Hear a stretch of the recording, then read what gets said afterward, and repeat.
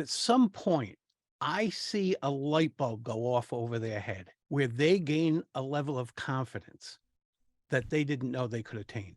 That'll permeate their lives in other ways. So we're there for public speaking skills, but that level of confidence that comes along with it, I don't think anything beats that. My guest today is Peter George. Here's 3 facts that I think you should know about Peter. 1. Throughout his childhood, Peter dealt with a lisp and a stutter. As a result, he grew up shy and introverted, avoiding communicating with others as much as possible. 2. Over the past 17 years, Peter has helped professionals from around the corner to those in Fortune 100 companies develop into speakers who understand how to craft and deliver presentations that engage, persuade, and inspire, ultimately helping them increase their impact, influence, and income. I like that last bit. And 3, Peter is the host, and here's Peter's actually an author and a podcast host. Peter's the host of the Public Speaking with Peter George podcast, and he is the author of the Captivating Public Speaker. There we are, Captivating Public Speaker, Engage, Impact, and Inspire Your Audience Every Time. Peter George, welcome to Your Intended Message. George, it's a pleasure to be here.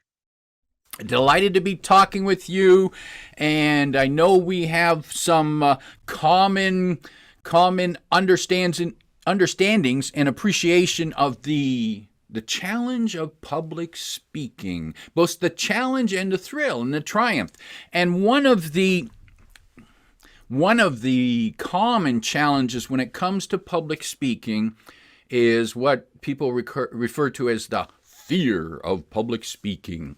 And as someone who started out with a lisp and a stutter, 2 additional challenges, I imagine you probably avoided public speaking as much as possible while you were growing up. At all cost.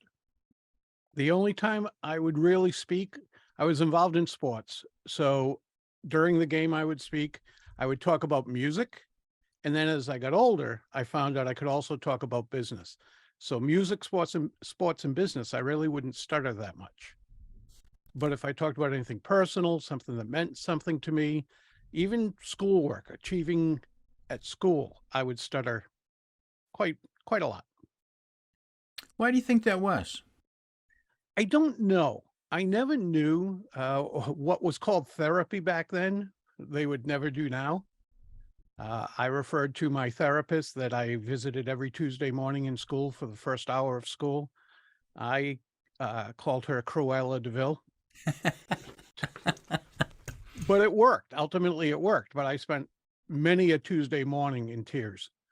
So it was tough, but I eventually got beyond it. And not everyone, I imagine not everyone needs to go through therapy with Cruella and tears every Tuesday morning. When you work with people and you help them address the fear of public speaking, where do you start? Addressing why we have this fear. First of all, I don't believe there is such a thing. And I say that sort of tongue in cheek, but if we look at why we get nervous about speaking, it's adrenaline. Our adrenaline's flowing. So George, let's say you and I are going to an amusement park and you love roller coasters. And this amusement park has a brand new roller coaster that does all these flips and you're hanging from the top and everything else. And I'm looking at the line and looking at the roller coaster going, I don't think so. You and I are probably feeling the same thing. You're getting an adrenaline rush, and that's what you consider it. This is going to be great. My heart's beating, my blood pressure's up, I'm getting sweaty. I'm so excited to get on this roller coaster. I'm going to be standing there going, this is the last thing in the world I want to do. My heart's racing, my blood pressure's going up, I'm getting all sweaty. It's adrenaline. Now, how we label it might be different. And that's just one aspect of it. But a lot of us are afraid of public speaking, if you will, because we don't want to make fools out of ourselves. We don't want to be embarrassed. And I certainly get that. Or we we know that we're not sufficiently prepared, or we don't know how to prepare. So all these things make us nervous, as they should. If you don't know how to do something and then you have to go do it in front of other people, it would be me going to Yankee Stadium, having never faced a 90-mile-an-hour fastball before, 50,000 people in the stands, and I'm at home plate. What are the odds I'm going to hit this ball? Slim to none, and I know that. So I would be nervous up there that I'm going to make a fool out of myself. This might be making it very light, but that's really what it comes down to. And the idea that public speaking is the greatest fear known to humanity, I don't agree with that either. If you look at studies, it's well behind spiders, snakes, even clowns. So, and I'm one who's petrified of clowns, by the way. So I'll take public speaking over clowns any day. So there's a lot that goes into it. And once we perpetuate this idea, if not a myth, that public speaking is the greatest fear in the world, people buy into it. And that builds up their fear even more, or their nervousness. Now, Peter, that's an intriguing point. That we hear the rumors, we hear the stories, we even read it in print about public speaking being the greatest fear. Therefore, we automatically believe it because we feel some anxiety. Therefore, oh, it is the greatest fear. I have the greatest fear. And how do we flip it?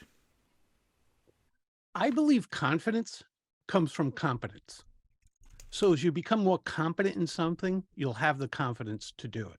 Some people will say, just get up there and speak and speak and speak. Well, you might embarrass yourself if that's all you do. If you're not prepared and have some semblance of how you want to accomplish this. But if you can get up there and speak and you know how you want to go about it, you have some idea, then that repetitiveness, the competence that you gain through all this will give you that confidence. George, my favorite thing when I'm working with a client is not that they get this skill in public speaking, which they do, and I mean, that's what we're there for. But at some point, I see a light bulb go off over their head where they gain a level of confidence that they didn't know they could attain.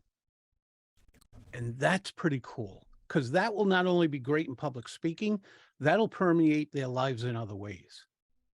So we're there for public speaking skills, but that level of confidence that comes along with it, I don't think anything beats that. Confidence isn't a switch, I'm guessing. It's not an on or off switch. What is it really? I think it's a learning process.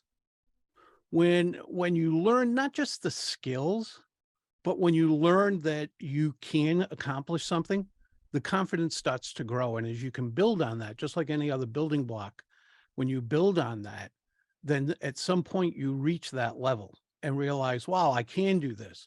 It's also, I believe, knowing that you don't have to be perfect, that the presentation doesn't have to be perfect. You don't have to be perfect, and you can still be skillful. And I find that curious, Peter, because people sometimes say to me, how can I deliver a perfect presentation? And I don't think it exists.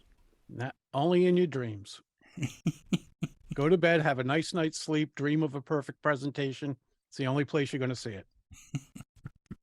And if people perhaps took some of that pressure off themselves to be perfect, they might feel better about themselves and hence more confident. And if they feel better, they'll probably do a better job. I agree with you 100%, George.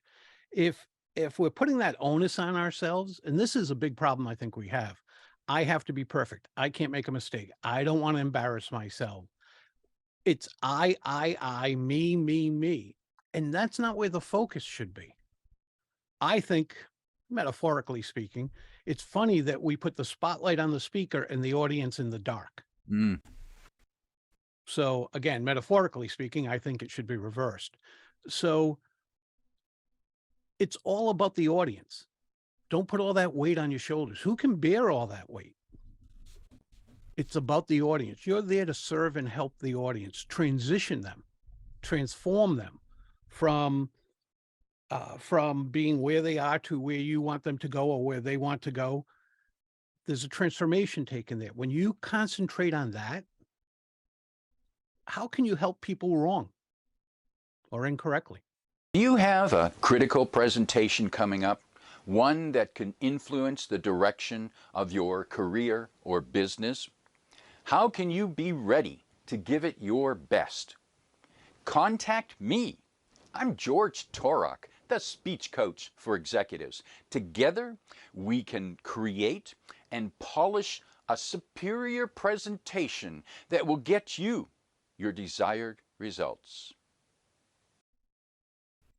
And I see an analogy there, Peter, with a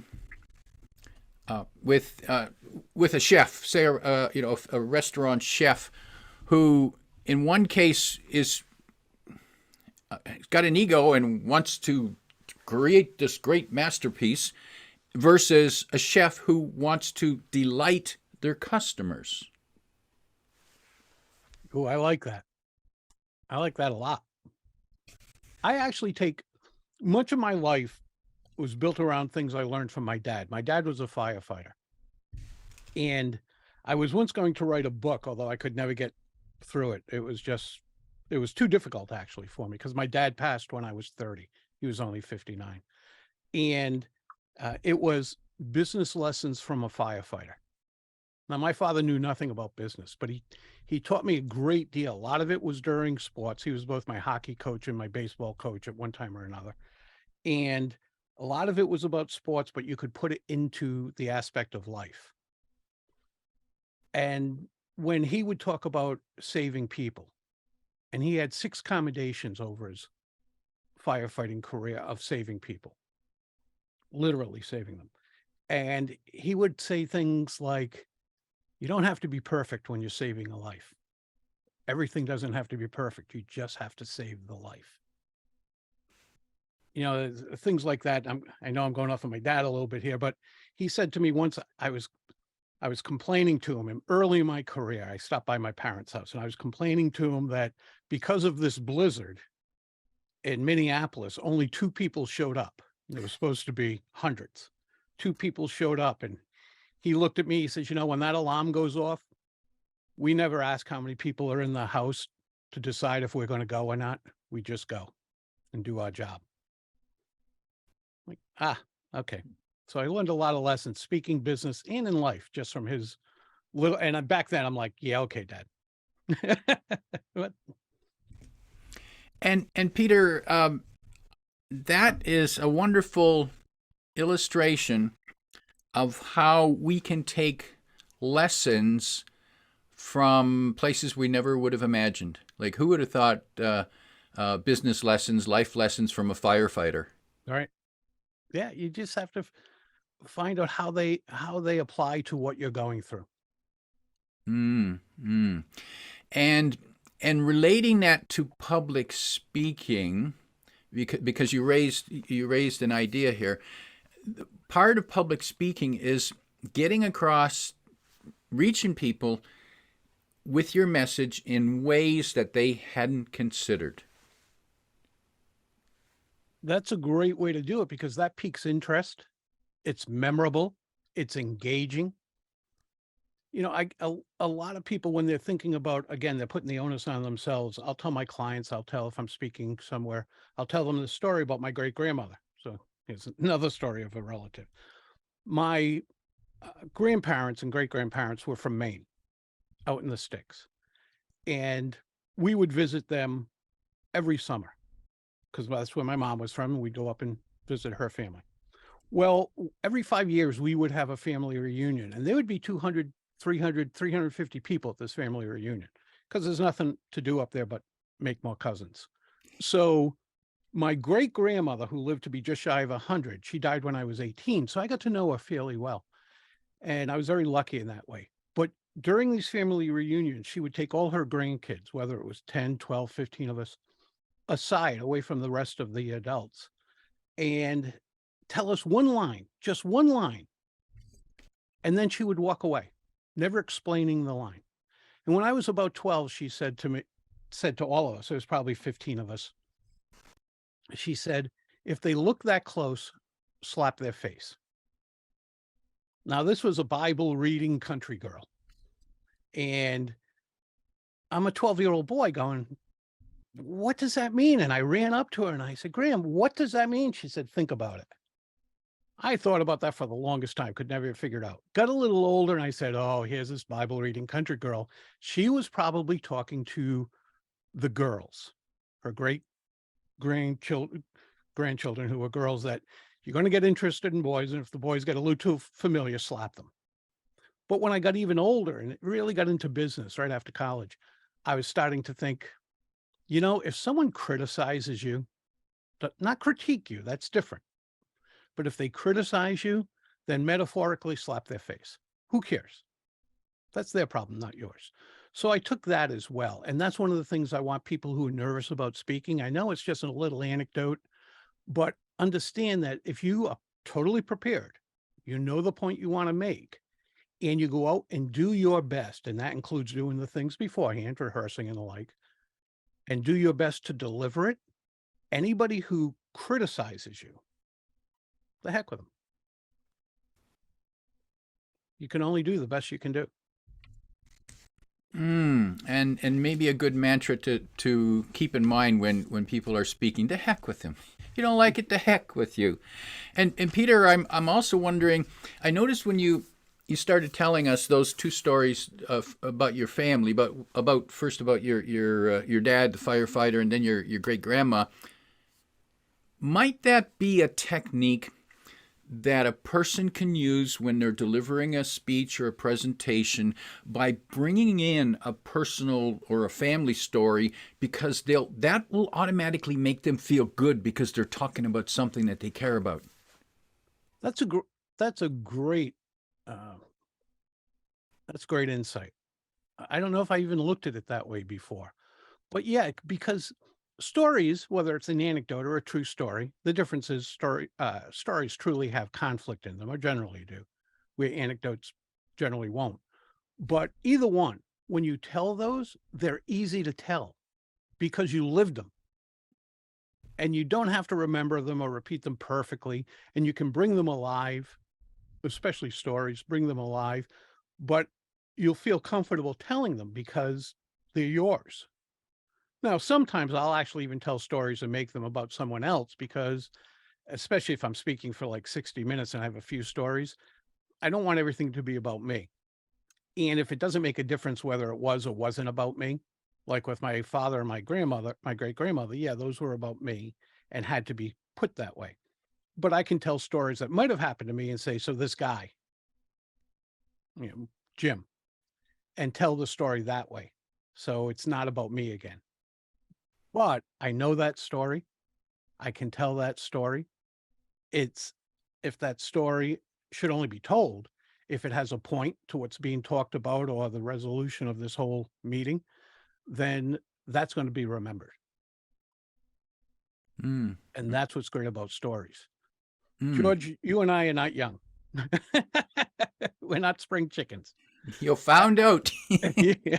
But I bet you we can take a pretty good shot at the Three Little Pigs or other fairy tales or other stories we heard when we were children, or we might have even read to our children or maybe even grandchildren, but we still might not have heard them in years. We can take a pretty good shot at them. People remember stories. So when you do get nervous about public speaking, if you can come up with stories or anecdotes that make a point, they'll most likely resonate with your audience. And again, they'll be remembered. And I'm seeing even more, as you say that, I'm seeing those stories as kind of like safe havens during your speech. Every time you land on the story, you feel good telling the story because you know it's familiar, and you'll notice that the audience also listens. They look better because they love hearing the story. So it's a confidence boost for you that you can now move on to the next challenge that you need to face along that journey of your speech. Exactly. And when you tell a story well, again, not perfectly, but when you tell a story well, you'll notice the audience being engaged. They'll shake their head up and down. They'll smile.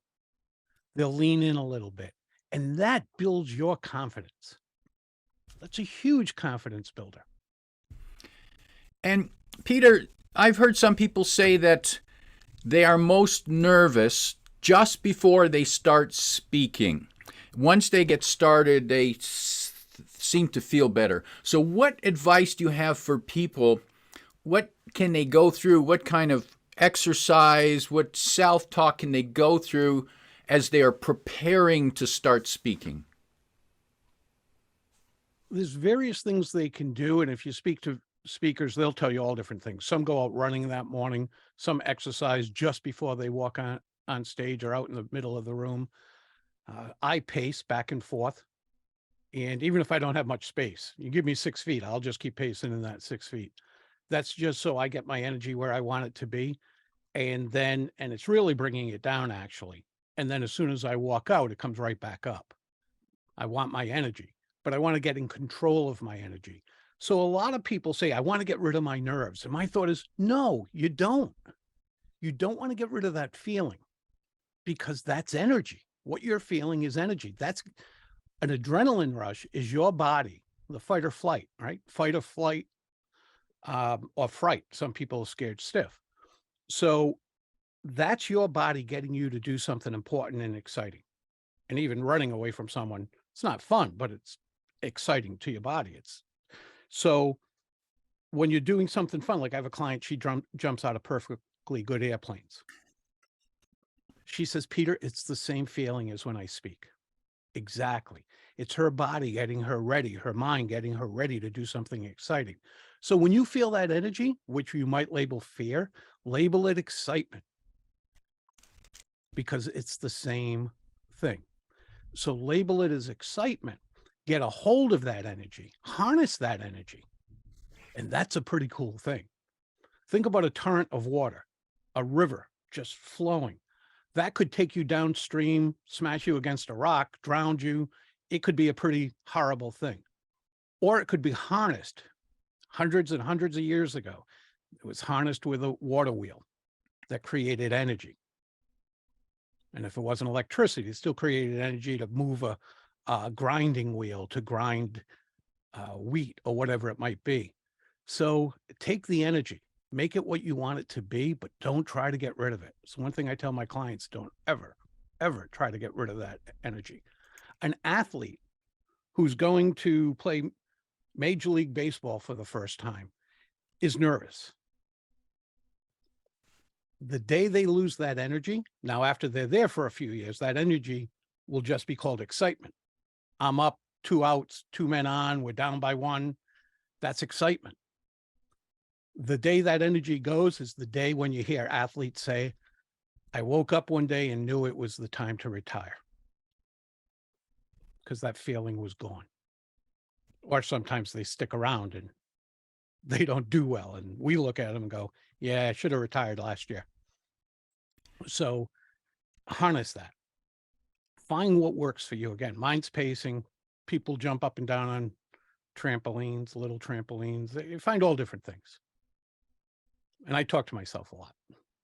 And now I'm curious about that one, Peter. When you talk to yourself, is it positive self-talk or is it questioning or is it criticism? Totally positive. This is going to be cool. I can't wait to see the people's faces. I can't wait to see them nodding their heads up and down in agreement. If I see someone who tilts their head a little bit, I'll know I confused them. How am I going to come back in and help them? And it's just positive talk. And it's really, this is going to be cool. Not what could go wrong. Oh my God, this could go wrong. That could go wrong. I'm a firm believer that what you picture in your head is pretty much what you're going to attract. So this is just going to be excellent. Again, let's go back to athletes. You hear them say, Usain Bolt. the track star, or possibly the greatest track star ever, at least in the 100-meter dash. He would say things like, I picture myself coming out of the blocks perfectly, or as close to it as possible, gaining speed, catching up to the guy who got the better start than me, passing him, and crossing the line first. He would see every part of, and it wasn't always perfect. It wasn't, I'll be in the lead, although he was most of the time. I'll be in the lead right out of the blocks. It was catching that guy who got a better start than me and passing him. He saw it all ahead of time. You hear a lot of athletes do that. Michael Jordan, he saw it long before he got that ball with 2 seconds left and down by 1. He saw the ball going in the hoop.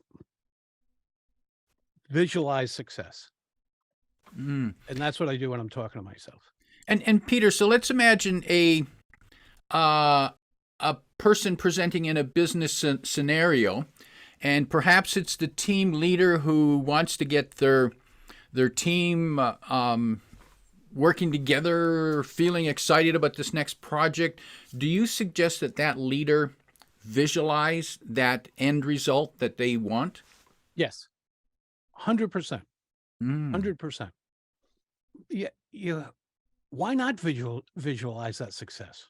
Why not? I think a lot of times we just go in as routine. I'm supposed to go in and lead this meeting. George, have you ever been to a meeting where you walked out and thought to yourself, I will never, ever get that hour back in my life? Oh, yes. We all have, right? Yep. Because we came out the very same person as we went in an hour earlier. There was no transformation. Now, why should I hold a meeting and ask you people to show up and not transform you? Why do we have this meeting?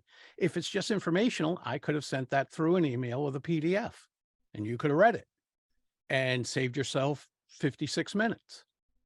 So that's why people don't like meetings. But if someone in a business aspect can go in there and say, okay, we're going to have this Monday morning meeting. Here's what I want them to walk away with so they can do their job better, so they can have more confidence, so they can meet their quota, whatever it might be.